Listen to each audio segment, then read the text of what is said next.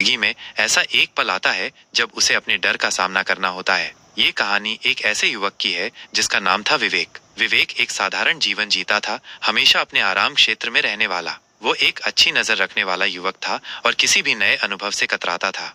विवेक सुबह सुबह उठता, एक ही जगह पर काम करता और शाम को अपने दोस्तों के साथ वही पुरानी बातें करता। उसे ये सब करने में कोई परेशानी नहीं थी, लेकिन वह हमेशा अंदर से हतोत्साहित और असंतुष्ट महसूस करता था। उसे पता था कि उसकी जिंदगी में कुछ कमी है, लेकिन वो नहीं जानता था कि उसे क्या करना है। एक दिन विवेक के एक दोस्त रोहन ने उसे एक कार्यक्रम में जाने का आमंत्रण दिया। ये एक पब्लिक स्पीकिंग कार्यशाला थी। विवेक को पब्लिक स्पीकिंग से बड़ी डर लगी थी। उसने सोचा, अगर मैंने वहां नहीं गया तो क्या होगा। लेकिन फिर दूसरे ही पल उसने खुद से कहा, अगर मैं गया तो शायद मैं कुछ नया सीख सकूंगा। उसने हिम्मत जुटाई और कार्यक्रम में भाग लेने का निर्णय लिया। वो डरते डरते कार्यक्रम में पहुंचा।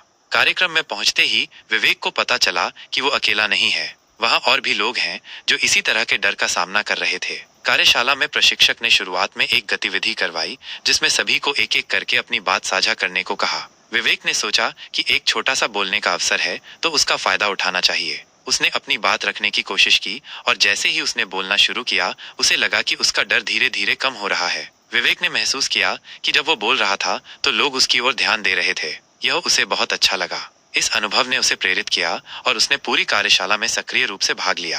कार्यशाला के बाद विवेक ने कई नए लोगों से दोस्ती की और खुद को व्यक्त करने का एक नया तरीका खोजा। उसने सोचा, अगर मैं और भी नई चीजें सीखता रहूं तो क्या होगा। उसके मन में एक उत्साह जाग उठा। इससे पहले जो चीजें उसे डराती थीं, अब वे उसे अवसर लगने लगी।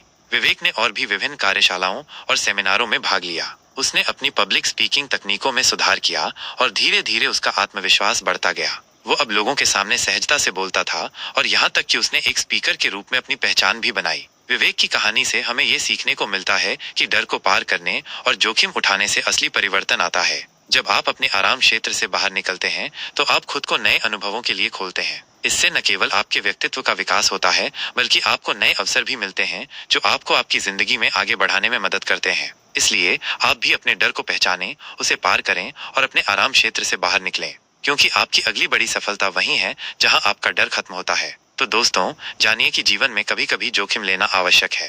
अपनी सीमाओं को तोड़ें और उन अवसरों को गले लगाएं जो आपके सामने आते हैं। जब आप ऐसा करेंगे तो आप पाएंगे कि आपके अंदर अनंत संभावनाएं छिपी हुई हैं। धन्यवाद।